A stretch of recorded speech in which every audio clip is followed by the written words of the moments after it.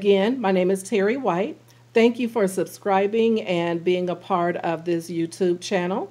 And we are still working through the process and the steps of families that are in crisis and how they can start the healing journey.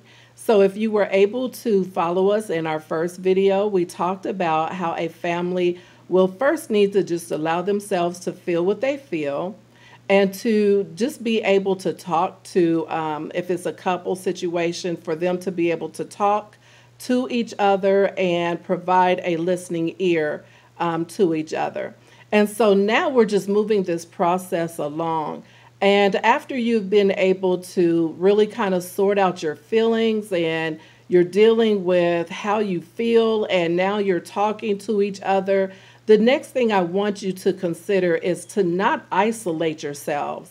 And what I'm meaning by isolate yourselves is a lot of times family tends to feel a lot of shame, a lot of, just embarrassment for whatever the situation may be.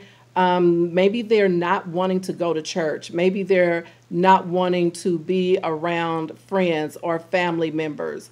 And I do, suggest that you want to surround yourselves around people who are going to be supportive. And you know who those people are. You know those people who are not going to judge you and those people who are going to embrace you.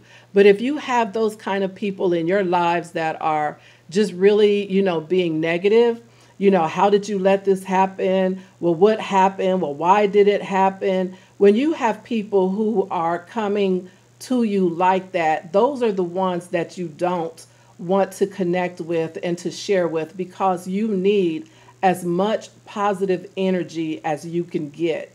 You need as much prayers as you can get.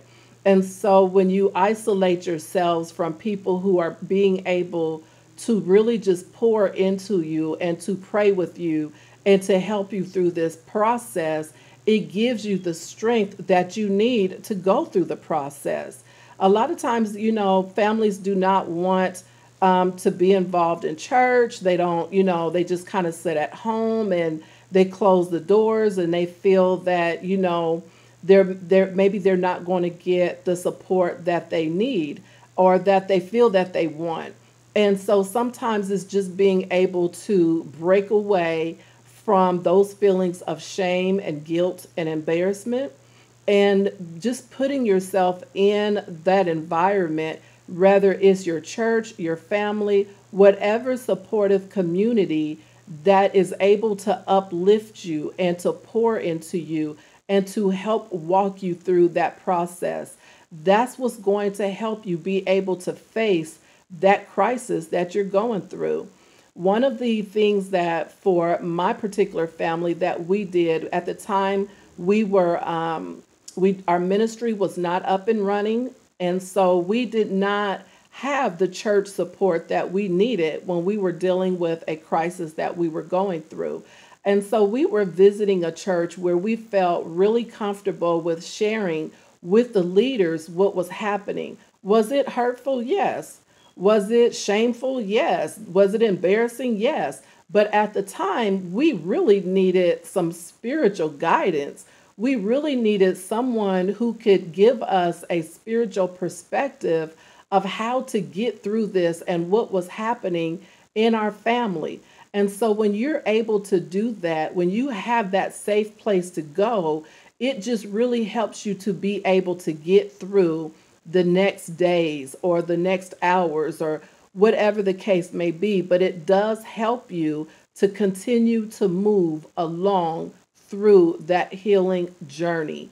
So I encourage you, do not isolate yourself, but surround yourself with people that you can connect with, people who are able to give you that spiritual support that you need. Again, thank you for joining. Continue to stay with us as we continue to move through this journeys for families that are dealing with crisis situations.